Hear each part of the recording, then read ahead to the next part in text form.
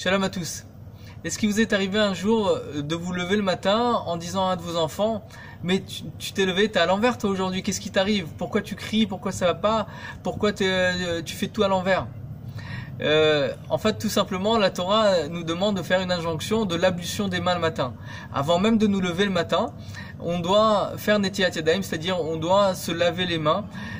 Tout simplement parce que la Neshama, donc l'âme, s'est élevée en sa source, en haut, et donc le corps est resté inerte pendant quelques heures, et donc l'impureté, en fait, pour se détacher de l'impureté du sommeil qui fait référence à 1/60e de la mort, eh ben on doit enlever de nous au travers justement de cette ablution des mains toute cette impureté qui a été collée au corps.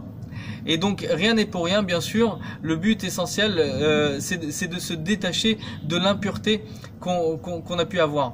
L'Admour HaZaken nous dit que dans les mains, en fait, on a 14 phalanges. C'est marqué dans la Kabbalah qu'on a 14 phalanges, et donc 14 fois 2, donc dans les deux mains, fait référence à 28, à Koach. Et donc quand on fait Netilat Yadayim, quand on fait l'ablution des mains le matin, eh ben on se ressource, on fait en sorte à ce que notre journée parte, comme on dit, du bon pied. Et donc on fait en sorte à ce que toutes nos forces, donc le corps qu'on a dans les mains, partent justement dans les bonnes choses. Donc on se lève du bon pied, du pied droit. Et donc de la même manière, dans la paracha de cette semaine, on voit que les Kohanim, avant même de commencer leur service, devaient se faire l'ablution des mains et des pieds. Et donc en fait, de la même manière, en fait, les mains et les pieds font référence à tout ce qui concerne l'action. En fait, l'action, on fait généralement l'action avec nos mains et on va avec nos pieds pour faire les actions qu'on doit faire. Et donc ces pieds, ces mains, en fait, peuvent, si on ne les purifie pas, peuvent faire des choses qui vont à l'encontre de la vérité d'Hachem, à l'encontre de la volonté de Dieu lui-même. Et donc c'est pour cela qu'on doit purifier, en fait, nos pieds et nos mains. Et donc pourquoi dans le Beth Amikdash il ne purifiait pas, en fait, le panim, donc le visage?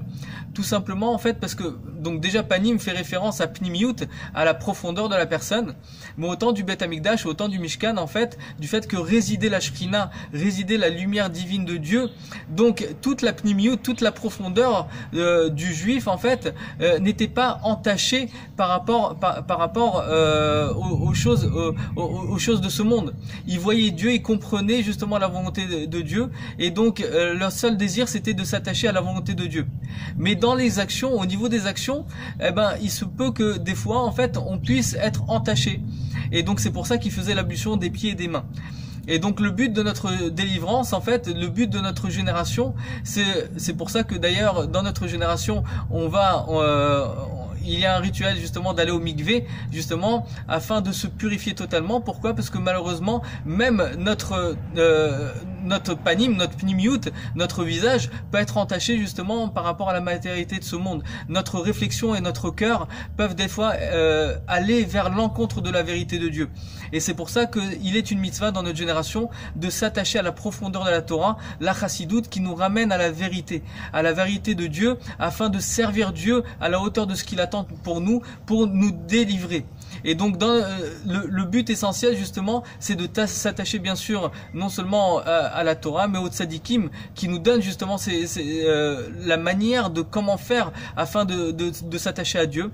On est la dernière génération de la délivrance, on est la génération qui va accueillir le Melech HaMashiach, et pour cela il faut se préparer spirituellement et matériellement. Il faut que notre corps soit un canal, un réceptacle pour la divinité de Dieu, et plus on s'attachera à la vérité, plus on s'attachera aux injonctions que Dieu nous donne, plus on fera en sorte à ce qu'on sera des canaux justement de bénédiction, afin de recevoir en nous cette lumière essentielle, et jusqu'à ce que bien sûr le Melech HaMashiach dévoile cette lumière pour tout le peuple d'Israël et pour toute la création. Bezrat Hashem, Tekef Mamash. Une très très bonne journée à vous.